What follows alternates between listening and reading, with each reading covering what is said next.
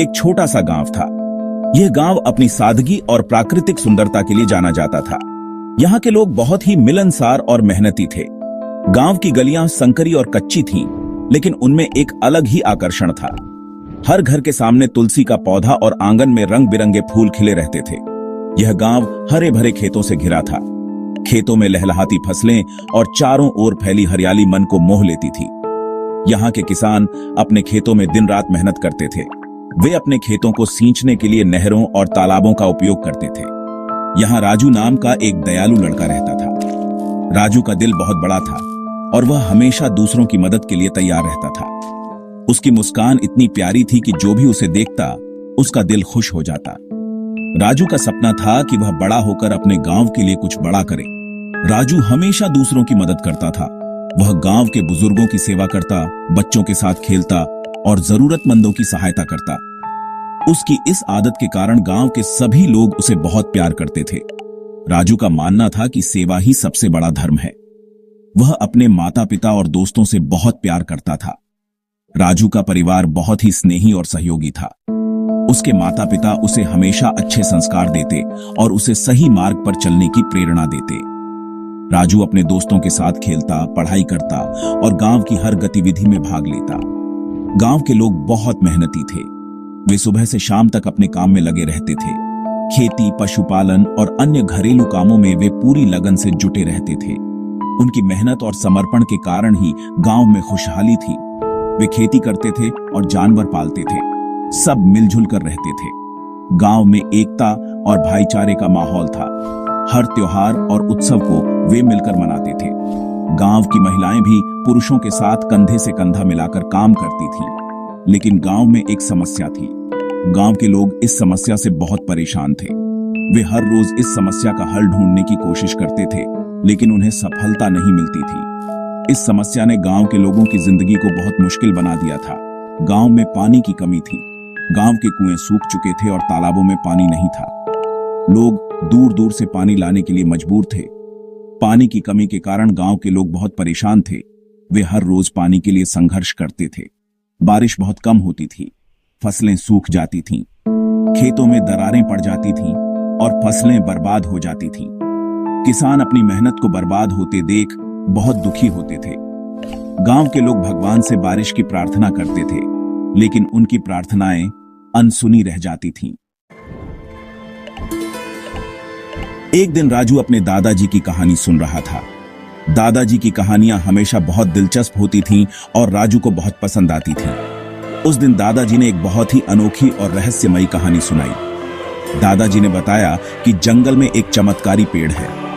यह पेड़ साधारण पेड़ों से बिल्कुल अलग है।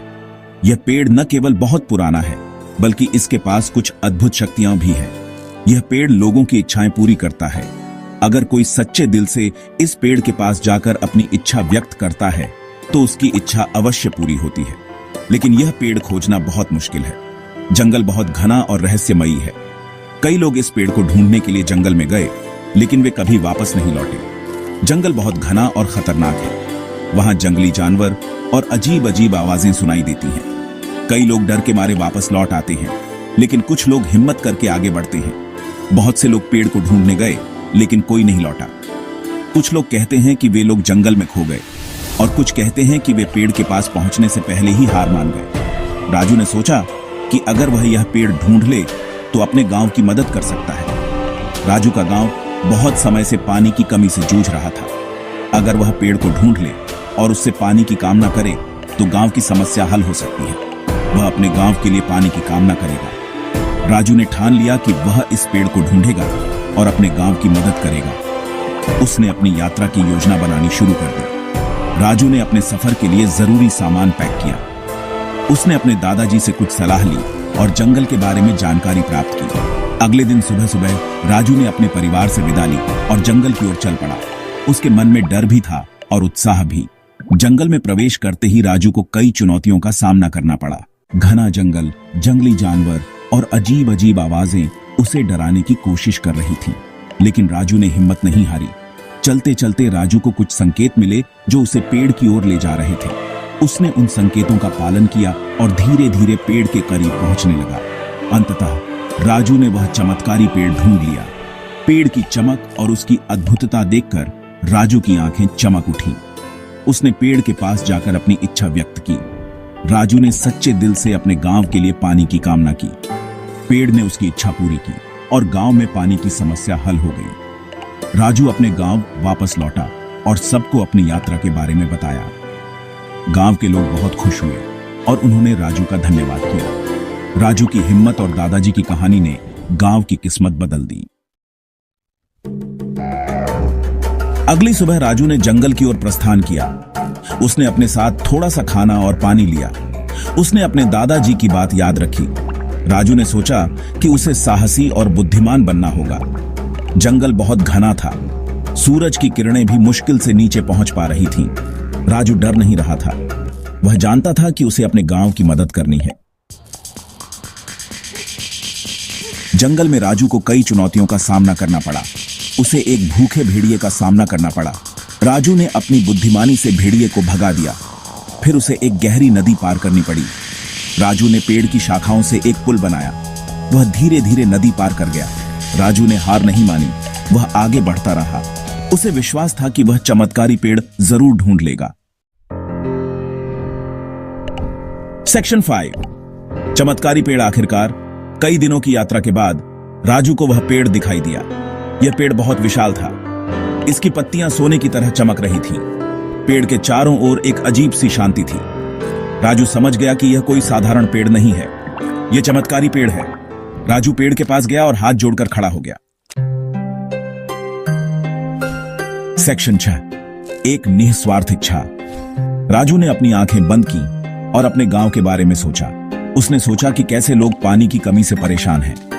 राजू ने कहा, हे पेड़ देवता, कृपया मेरे गांव में पानी बरसा दो। राजू ने अपने लिए कुछ नहीं मांगा। उसने सिर्फ अपने गांव के लिए प्रार्थना की। पेड़ ने राजू की निस्वार्थ इच्छा को पहचान लिया। सेक्शन 7। जादुई बीज। अचानक पेड़ हिलने लगा। उसकी एक शाखा से एक चमकदार बीज नीचे गिरा। राजू ने वह बीज उठा लिया। बीज बहुत गर्म था। ऐसा लग रहा था जैसे इसमें कोई जादुई शक्ति हो। राजू को समझ आ गया कि यह बीज उसके गांव की मदद करेगा। राजू खुशी खुशी अपने गांव वापस लौट आया। सेक्शन 8। खुशियों का पेड़। यह कहानी एक छोटे से गांव की है जहां लोग बहुत मेहनती और खुशमिजाज थे। गांव के बीचों बीच एक खाली जगह थी जहां लोग अक्सर इकट्ठा होते थे। एक दिन राजू नाम का एक लड़का गांव के बीचों बीच एक बीज लेकर आया। उसने उस बीज को बड़े प्यार से जमीन में बो दिया। राजू को उस बीज से बहुत उम्मीदें थीं। जब राजू ने बीज बोया तो गांव के सभी लोग उसे देखने के लिए इकट्ठा हो गए। सबको यह जानने की उत्सुकता थी कि इस बीज से क्या निकलेगा। बच्चे, बूढ़े और जवान सभी वहां मौजूद थे। कुछ ही दिनों में बीज से एक छोटा सा पौधा निकला। यह देखकर गांव के लोग बहुत खुश हुए। पौधा धीरे धीरे बढ़ने लगा और उसकी पत्तियां हरी भरी हो गईं। पौधा बहुत तेजी से बढ़ने लगा। हर दिन लोग उस पौधे को देखने आते और उसकी देखभाल करते। राजू भी रोज उस पौधे के पास जाता और उसे पानी देता। जल्द ही यह पौधा एक विशाल पेड़ में बदल गया। उसकी शाखाएं दूर दूर तक फैल गईं और उसकी छाया में लोग आराम करने लगे। यह पेड़ गांव के लोगों के लिए एक आश्रय स्थल बन गया। इस पेड़ की जड़ें बहुत गहरी थीं। यह पेड़ बहुत मजबूत था और किसी भी तूफान का सामना कर सकता था। उसकी जड़ों ने जमीन को मजबूती से पकड़ रखा था। इस पेड़ से मीठे और रसीले फल उगने लगे। गांव के लोग उन फलों को खाते और उनकी मिठास का आनंद लेते। बच्चे उन फलों को तोड़कर खाते और बहुत खुश होते। लेकिन सबसे खास बात यह थी कि इस पेड़ के नीचे से एक झरना फूट पड़ा। यह झरना बहुत ही सुंदर था और उसकी धारा बहुत ही शीतल थी। लोग उस झरने के पानी से अपनी प्यास बुझाते और उसकी ठंडक का आनंद लेते। यह पेड़ और झरना गांव के लोगों के लिए खुशियों का स्रोत बन गए थे। इस पेड़ ने गांव के लोगों को एकजुट कर दिया और उन्हें सिखाया कि मेहनत और उम्मीद से कुछ भी हासिल किया जा सकता है। सेक्शन 9। सीख। गांव में पानी की कमी दूर हो गई। फसलें लहलहा उठी। गांव वाले बहुत खुश हुए। उन्होंने राजू की बहादुरी और नेक दिल की प्रशंसा की। राजू ने सबको बताया कि सच्ची और निस्वार्थ इच्छाएं हमेशा पूरी होती हैं। साहस और बुद्धिमानी से हम किसी भी चुनौती का सामना कर सकते हैं। यह कहानी हमें हमेशा दूसरों की मदद करने के लिए प्रेरित करती रहेगी।